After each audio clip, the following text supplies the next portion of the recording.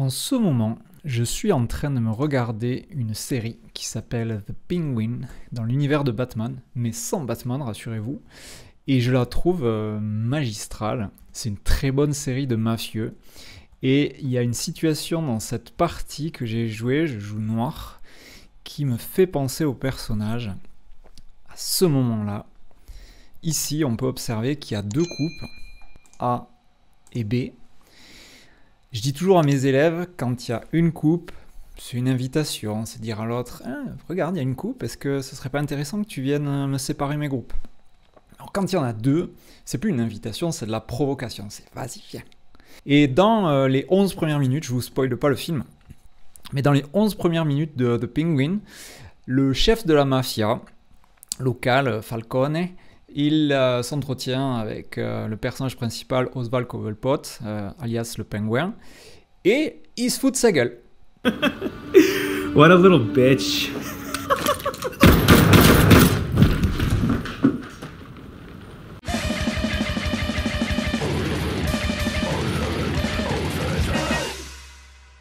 Et bam, t'aurais pas dû te foutre de ma gueule. Et c'est comme ça que la partie se passe, avec ce coup risqué, dans lequel le pingouin se retrouve entouré par Noir, qui est assez fort quand même autour, et qui essaie de s'en sortir comme il peut, qui lâche des pierres, et il s'échappe vers le centre, mais ses crimes le rattrapent, il se retrouve devant une impasse, et heureusement il a quelques ressources qu'il va pouvoir déployer, à savoir ce Nozoki qui m'oblige, Noir, à faire un angle vide, et ensuite ce Tsuke qui espère aller vers la liberté, s'enfuir, après avoir tué le chef de la mafia. Ici, je fais un coup super risqué. Et mon idée, c'est que si traverse mon Kema, j'ai énormément de points à gauche. Alors ok, c'est pas des points sûrs, mais j'ai toujours l'attaque possible. C'est-à-dire que s'il se disperse et qu'il fait ça, eh ben, peut-être que je suis content de continuer de l'attaquer. Toujours est-il qu'il ne choisit pas de faire ça à mon adversaire. Et de ce fait, j'obtiens un peu tout d'ailleurs. J'obtiens le renforcement ici et les fameux points que j'espérais me faire. Par la suite, j'essaie de relier un petit peu mes groupes. Lui, il continue d'essayer de faire vivre son groupe en fuite au centre. Et moi, j'attaque de loin. Voilà, j'essaye de faire des choses autour, de grappiller des points sur le bord, et petit à petit de me rapprocher de ce groupe. Ça marche pas tout le temps, mais ici, je trouve qu'il a fait encore un penguin move, c'est-à-dire un coup un peu bold, un peu téméraire, puisque encore une fois, il se retrouve avec une pierre toute seule. Alors une seule pierre, c'est pas grave, mais il continue de mettre des pierres, et ça lui fait un deuxième groupe faible. Et ça, avoir deux groupes faibles, regardez ici, donc le premier penguin move et le deuxième, ça c'est quasiment sûr que c'est jamais bon. Donc si vous en faites un, ok, à voir la suite de la partie, puisque en haut à gauche il y a des faiblesses, ici il y a toujours moyen d'attaquer, donc c'est pas si gros que ça. Par contre, en faire deux, je crois que c'était vraiment une erreur de sa part. Et donc à partir de là, mon seul but ça va être de séparer les deux groupes. Lui, il s'échappe avec un des deux. Je continue de lui barrer la route. Toujours séparation, toujours le même thème. Toujours séparation. Et a priori, séparation achevée avec quelques faiblesses ici, sur lesquelles on va regarder tout de suite ce qui se passe. Là, je joue ça pour essayer de lui enlever un œil, puisque ce groupe faible ici, il a clairement un petit œil là qui se dessine pour l'instant, mais c'est pas très franchouillé. Donc au pire, s'il fait deux yeux des deux côtés, eh bien, il aura 4 points en tout. Et moi, si en attaquant ces groupes, j'arrive à faire toute cette zone ici, je serai extrêmement content. Et pour l'instant, j'ai plein de coups SNT, il est obligé de répondre. Donc c'est plutôt aussi assez agréable à mener comme double attaque. Ici, ça c'est à mon tour d'être un petit peu téméraire, puisqu'il va me déconnecter cette pierre. Comme ça. Et ça va lui faire un œil. Donc ici, j'ai certainement joué trop près de sa force et je lui ai donné un œil. Mais vous allez voir ce qui se passe. Parce que quand je joue ici un super coup de forme qui menace d'enlever des yeux ici, il essaie de relier ses pierres, il fait un faux œil ici, remarquez bien. Donc ici, c'est pas du tout clair, il n'a pas du tout ses deux yeux encore. Du coup, vous allez me dire, pourquoi ne pas l'attaquer directement? là? Bonne question. C'est parce qu'en fait, je me dis que là, il risque de m'isoler ce groupe.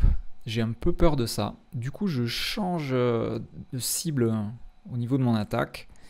Et j'essaie de sauver ces 2 pierres. Parce que là, s'il fait rien, s'il fait pas ça, ben, mettons, je sais pas moi, il joue ce coup là. Là, je peux sauver mes pierres. Et d'un coup, c'est ce groupe, cette fois-ci, qui n'a plus 2 yeux. Donc, encore une fois, 2 groupes faibles, ça me permet de donner des coups de tous les côtés. C'est très, très, très dangereux. Et lui, il essaye de se relier. Bien sûr, je le sépare. Ça, c'est une erreur de sa part. Même si ça a l'air peut-être de faire un œil dans cette zone, ça me permet de sauver cette pierre.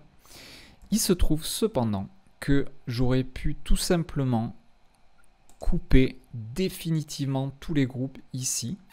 Et même s'il me capture cette pierre, eh bien là, cette fois-ci... voyons.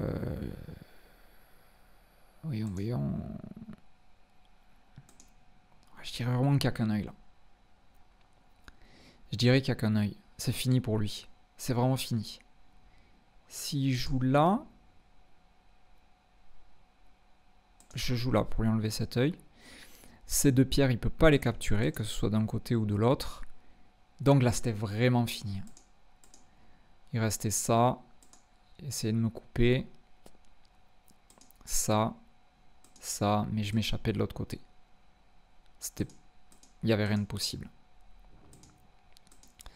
Donc là, j'ai loupé une opportunité en faisant ce coup-là. En croyant attaquer l'autre groupe, ben, j'ai loupé l'opportunité de lui capturer définitivement ce groupe. Et en fait, grâce à mon erreur, ce qui est chouette au Go, c'est que bah là, je me dis, bah, s'il capture ce groupe au centre, il réunit ces 2 groupes. Donc là, je suis obligé, cette fois-ci, pour le coup, je réunis mes groupes. Là, lui, il menace de connecter un de ces 2 groupes faibles. Remarquez que l'autre est toujours pas vivant. S'ensuit une suite de coups. Je fais des erreurs. Je me fais capturer un groupe. Et grâce à l'attaque de ce groupe, son groupe qui était faible finit par vivre en capturant les 5 pierres ici. Mais, n'oubliez pas qu'il n'est toujours pas vivant ici.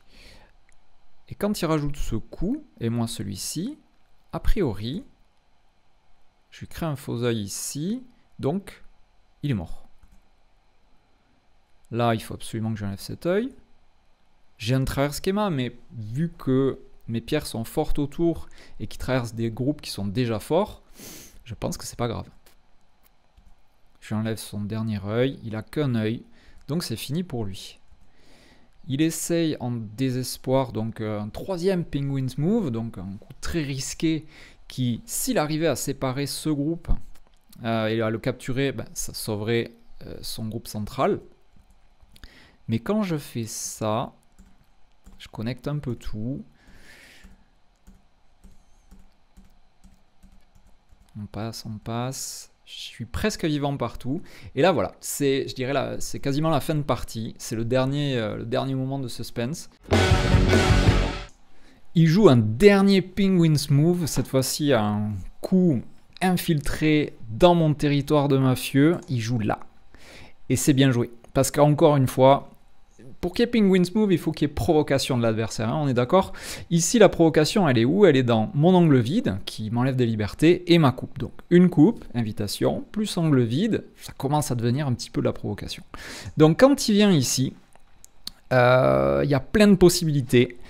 Et moi, j'ai choisi celle-là, en espérant faire un œil ici, et un œil autour de sa pierre. Mais ça marche pas.